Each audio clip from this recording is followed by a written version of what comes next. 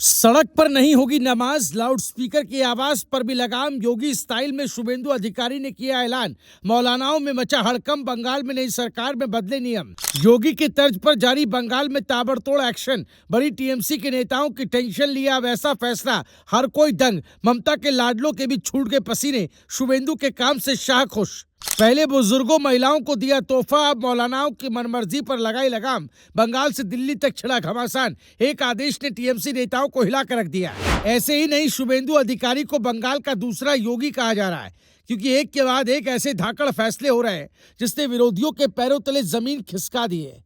जो लोग सोचते थे कि बंगाल की सत्ता संभालने के बाद क्या कुछ बदलाव होगा, उनकी अब बोलती बंद हो गई है, क्योंकि अब सड़क पर नमाज और धार्मिक कार्यक्रमों के नाम पर जाम लगाने को लेकर नई सरकार ने साफ संदेश दे दिया है। इतना ही नहीं, धार्मिक स्थलों पर बजने वाले लाउडस्पीकरों की आवाज को लेकर भी बड़ा निर्देश जारी किया गया है।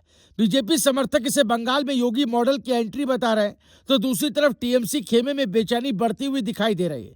सबसे ज्यादा चर्चा इस बात की हो रही है कि क्या बंगाल में भी वही सख्त कानून व्यवस्था दिखाई देने वाली है जिसकी तुलना लोग उत्तर प्रदेश से करते हैं। आखिर क्या है शुभेंदु अधिकारी का पूरा प्लान और क्यों इस फैसले के बाद सियासी तापमान अचानक बढ़ गया, चलिए आपको बताते हैं। दरअसल मुख्यमंत्री बनने के बाद शुभेंदु अधिकारी ने नवन्ना में वरिष्ठ आईपीएस अधिकारी के साथ अपनी पहली बड़ी बैठक की। इस बैठक में उन्होंने कानून व्यवस्था को लेकर करीब 1 दर्जन बड़े निर्देश जारी किए। सबसे ज्यादा चर्चा उस आदेश की हो रही है जिसमें कहा गया कि किसी भी धार्मिक स्थल पर बजने वाले लाउडस्पीकर की आवाज उस परिसर से बाहर नहीं जानी चाहिए। साथ ही सामान्य दिनों में प्रार्थना या नमाज के लिए सड़कें जाम नहीं की जाएंगी और आम लोगों को परेशानी नहीं होनी चाहिए। सरकार ने साफ कहा कि कानून सभी समुदायों पर समान रूप से लागू होगा।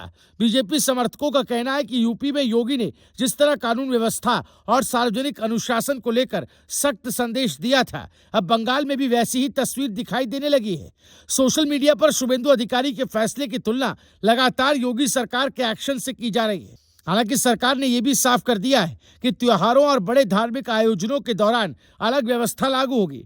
दुर्गा पूजा, ईद और अन्य बड़े पर्वों को लेकर प्रशासन अलग तरीके से काम करेगा, लेकिन रोजाना तेज आवाज में लाउडस्पीकर बजाने और सड़क पर भीड़ लगाने को लेकर अब पुलिस और प्रशासन पूरी तरह अलर्ट रहेगा। मुख्यमंत्री ने अधिकारियों को निर्देश दिया कि किसी भी मामले में सीधे टकराव नहीं, बल्कि बातचीत और समझाइश के जरिए समाधान निकाला जाए, लेकिन साथ ही नियमों का पालन हर हाल में सुनिश्चित किया जाए।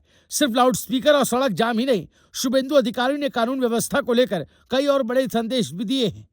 नई सरकार ने महिला सुरक्षा, चुनाव बाद हिंसा, रंगदारी और गुंडागर्दी पर जीरो टॉलरेंस की नीति अपनाने का आदेश दिया है। 2021 और 2024 के चुनाव के बाद दर्ज हिंसा और महिलाओं के खिलाफ अपराध के मामलों को दोबारा खोलने की तैयारी की जा रही है। पुलिस को अवैध हथियारों की बरामदगी तेज करने और सांप्रदायिक हिंसा भड़काने वालों पर गैर जमानती धाराओं में केस दर्ज करने के निर्देश दिए गए हैं। इसके अलावा अवैध खनन, पशु तस्करी और अवैध बूचड़खानों पर भी सख्ती का आदेश दिया गया है। इस फैसले का कुछ धर्मगुरुओं ने भी समर्थन किया है। नाखोदा मस्जिद के ट्रस्टी नासिर इब्राहिम ने यह कहा कि कानून सभी पर समान रूप से लागू होना चाहिए और धार्मिक कार्यक्रमों के नाम पर सड़कें जाम नहीं होनी चाहिए।